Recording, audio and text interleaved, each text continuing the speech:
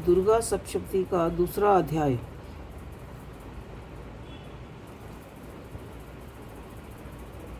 देवताओं के तेज से देवी की उत्पत्ति और महिषासुर की सेना का वध। विनियोग मध्य चरित्र के श्री विष्णु ऋषि महालक्ष्मी देवता उदित छंद शाकंभरी शक्ति दुर्गा बीज वायु तत्व और यजुर्वेद स्वरूप है। श्री लक्ष्मी जी की प्रसन्नता के लिए मध्यम चरित्र के पाठ में इसका विनियोग है। ध्यान में कमल के आसन पर विराजमान प्रसन्न मुख वाली महिषासुर का वध करने वाली भगवती महालक्ष्मी का भजन करता हूँ, जो अपने हाथों में अक्षमाला फारसा गदा बाण ब्रज पदम धनुष कुशंटिका दंड भक्ति खंडक ढाल शंख घंटा मधुपात्र शूल पाश और चक्र धारण करती हैं। अध्याय। ऋषि बोले, पूर्व काल में देवताओं और असुरों में पूरे 100 साल तक संग्राम हुआ था। उसमें असुरों की सेनापति महिषासुर था और देवताओं के नायक इंद्र थे। उस देवता ने देवताओं की सेना महाबली असुरों से पराजित हो गई। संपूर्ण देवताओं को जीतकर महिषासुर इंद्र बन बैठा तथा परास्त देवता प्रजापति ब्रह्मा जी को आगे करके उस स्थान पर गए जहाँ भगवान शंकर और विष्णु विराजमान थे। देवताओं ने महिषासुर के पराक्रम तथा अपनी पराजय का पूर्ण वृत्तांत उन दोनों देवेश्वरों को विस्तार पूर्वक सुनाया। वे बोले, भगवान महिषासुर सूर्य इंद्र अग्नि यम वरुण वायु चंद्रमा तथा अन्य देवताओं के भी अधिकार छीन कर स्वयं ही सबका अधिष्ठाता बन बैठा है। उस दुरात्मा महिष ने समस्त देवताओं को स्वर्ग से निकाल दिया है। अब वे मनुष्यों को भक्ति पृथ्वी पर विचरते हैं। देवताओं की ये सारी करतूतें हमने आप लोगों से कह सुनाई। अब हम आपकी शरण में आए हैं, उनके वध का कोई उपाय सोचिए। देवताओं ने वचन सुनकर भगवान विष्णु और शिवा से ने असुरों पर बड़ा क्रोध किया। उनकी भौहें तन गई, मुख लाल हो गया। तब अत्यंत क्रोध में भरे हुए चक्रपाणी श्री विष्णु ने के मुख से एक महान तेज प्रकट हुआ। इसी प्रकार ब्रह्मा शंकर और इंद्र आदि दूसरे देवताओं के शरीर से भी एक भारी तेज निकला। वह सब मिलकर एक हो गया। महान तेज का पुंज चमकता हुआ पर्वत सा जान पड़ा। देवताओं ने देखा कि वहाँ उनकी ज्वालाएं संपूर्ण दिशाओं में फैल रही हैं। संपूर्ण देवताओं के शरीर से प्रकट हुए उस तेज की कहीं तुलना नहीं थी। एकमात्र होने पर वह एक नारी के रूप में परिणित हो गया और अपने प्रकाश से तीनों लोकों में व्यापक जान पड़ा। भगवान शंकर का जो तेज था उससे उस देवी का मुख प्रकट हुआ। यमराज के तेज से उसका सिर बाल निकल आए। श्री विष्णु भगवान के तेज से उसकी भुजाएं पैदा हुई। चंद्रमा के तेज से दोनों स्तनों का और इंद्र के तेज से मध्य भाग कटिश प्रदेश का प्रादुर्भाव हुआ।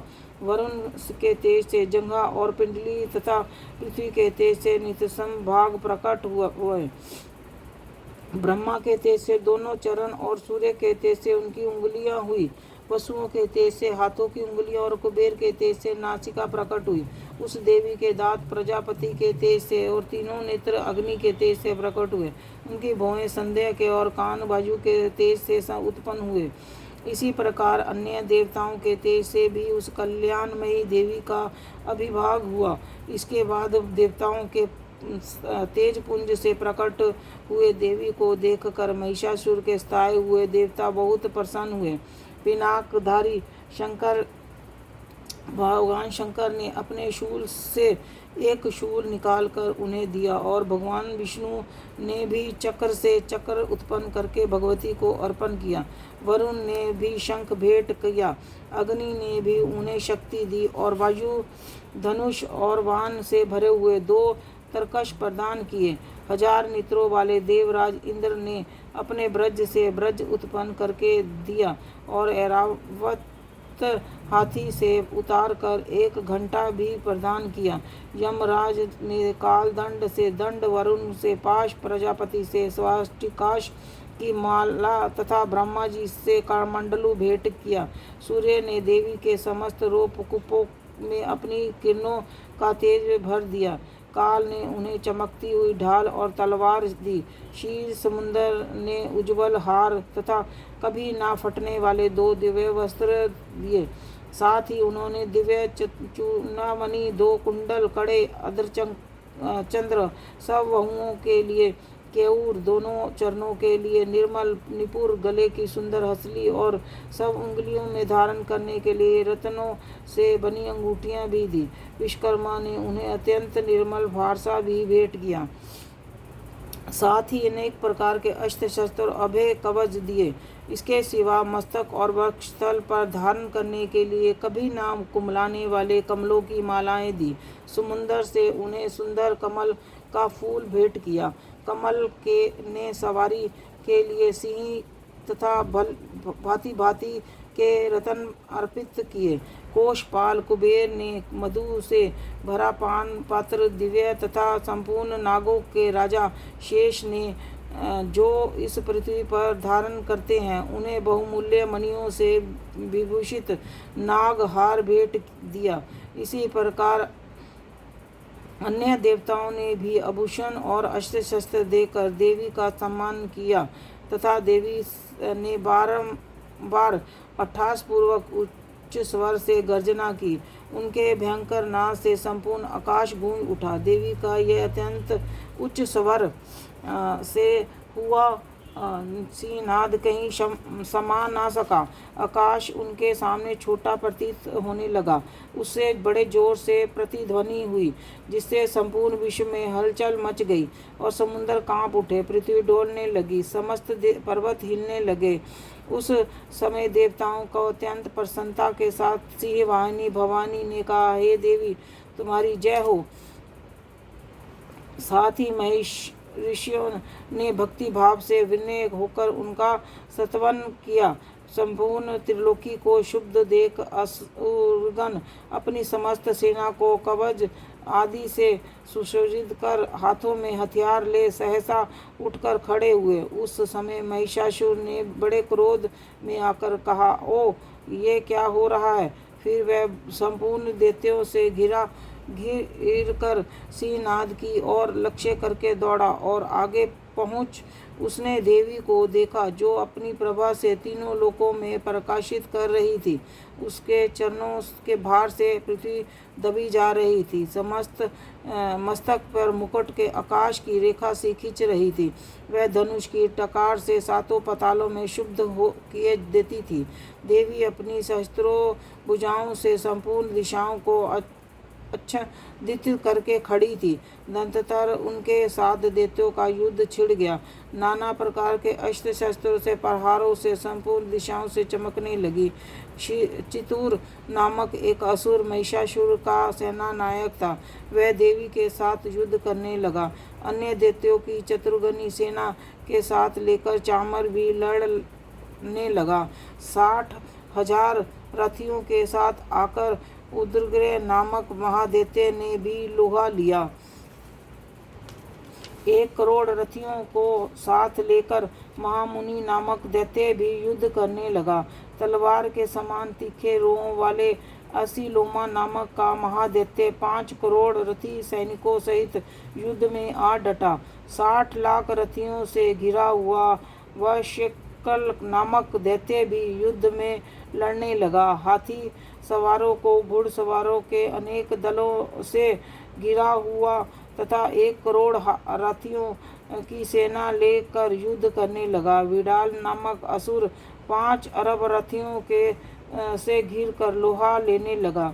इसके अतिरिक्त और भी हजारों महादैत्य रथ, हाथी, घोड़ों की सेना साथ लेकर महादेवी के साथ युद्ध करने लगे। स्वयं महिषासुर उस रणभूमि में कोटि कोटि सहस्त्र रथ, हाथी और घोड़ों की सेना से घिरा हुआ खड़ा था। वह दैत्य देवी के तोमर, मूसल, खटक, विधिपाल, शक्ति, पारशु और पटिश आदि अस्त्र शस्त्रों को प्रहार करते हुए युद्ध कर रहे थे। कुछ दैत्यों ने उन पर शक्ति के प्रहार किया और कुछ ने पाश फेंके। कुछ दैत्यों ने खंडक प्रहार करके देवी को मार डालने का उद्योग किया। देवी ने भी क्रोध में भर कर खिलवाड़ में ही अपने अस्त्र शस्त्रों की वर्षा करके दैत्यों के वे समस्त अस्त्र शस्त्र काट डाले। उसके मुख पर पश्चिम परिश्रम या थकान का रच मात्र भी चिन्ह नहीं था। देवता भी ऋषि उसकी स्तुति कर रहे थे। भगवती परमेश्वरी दैत्यों के शरीर पर अस्त्र शस्त्रों की वर्षा कर रही थी। देवी का वाहन सिंह भी क्रोध में भरकर ग्रीवा के बालों को हिलाता हुआ असुरों की सेना को इस प्रकार विचरण करने लगा मानो बानों में दावानल फैल रहा हो। रणभूमि में दैत्यों के साथ युद्ध करती हुई अंबिका देवी ने जितने निश्वास छोड़े सभी तत्काल सैकड़ों हजारों गणों के रूप में प्रकट हो गए और पार्श्व विविध पाल खंडक पाटिश आदि अस्त्रों द्वारा असुरों का सामना करने लगे। देवी की शक्ति से बड़े हुए गण असुरों का नाश करते हुए नगाड़ा और शंख आदि बजाने लगे। उस संग्राम महोत्सव में कितने ही मृदंग बजा रहे थे। दंततर देवी ने त्रिशूल से गदा और शक्ति की वर्षा से और खंडक आदि से सैकड़ों महादैत्यों का विनाश कर डाला। कितनों को घंटों के भयंकर नाद से बेहोश करके मार गिराया। बहुतेरे दैत्यों को पाश से बांधकर धरती पर घसीटा। कितने ही दैत्य उनकी तीक्ष्ण तलवार की धार से दो दो टुकड़े हो गए। कितने ही गदा की चोट से घायल हो धरती पर सो गए और कितने ही मूसल की मार से अत्यंत घायल होकर रक्त वामन करने लगे। कुछ दैत्य शूल की मार से छाती फट जाने के कारण पृथ्वी पर ढेर हो गए। उस युद्ध भूमि में वान समूह की वर्षा से कितने ही असुरों की कमर टूट गई। बाज की तरह झपटा मारने वाले दैत्य गण अपने प्राणों से हाथ धोने लगे। किन्हीं की बाहें छिन्न भिन्न हो गई, कितनों की गर्दनें कट गई। कितने ही दैत्य के मस्तक कट कट कर गिरने लगे। कुछ लोगों के शरीर में मध्य भाग में विदर्भ हो गए। कितने ही महादैत्य जांघें कट जाने पर से पृथ्वी पर गिर पड़े। कितनों को ही देवी ने एक बाँह एक पैर और एक नेत्र वाले करके दो टुकड़े में चीर डाला। कितने ही दैत्य मस्तक कट जाने के पर भी गिर कर फिर उठ जाते और केवल धड़ के ही रूप में अच्छे अच्छे हथियार लेकर देवी के साथ लड़ाई करने लगे। दूसरे धड़ युद्ध में बाजों की लय पर नाचने लगे। कितने ही बिना सिर के धड़ हाथों में तलवार शक्ति और दृष्टि लेकर दौड़ते थे तथा दूसरे दूसरे महादैत्य ठहरो ठहरो ये कहते हुए देवी को युद्ध के लिए ललकारते थे। जहाँ घोर संग्राम हुआ वहाँ की धरती पर देवी के गिराए हुए रथ हाथी घोड़ों असुरों और शरीर से जितनी भी अधिक मात्रा में रक्त बहा कि थोड़ी ही देर में वहाँ खून की नदियाँ बहने लगी। जगदम्बा ने असुरों की विशाल सेना को क्षण भर में नष्ट कर दिया। ठीक उसी तरह जैसे तृण और काठ के भारी ढेर को आग कुछ ही क्षणों में भस्म कर देती है और सिंह की गर्दन के बालों को हिला हिला कर जोर जोर से गर्जना करता हुआ दैत्यों के शरीर को मानो उसने प्राण चुने लेता है, वहाँ देवी के गणों ने भी महान दैत्यों के साथ ऐसा युद्ध किया जिससे देवगण उन पर आकाश से पुष्टिवर्ती करने लगे और उन सब से बहुत संतुष्ट हुए। दूसरा अध्याय समाप्त। जयकारा शेरावाली दा बोल साचे दरबार की।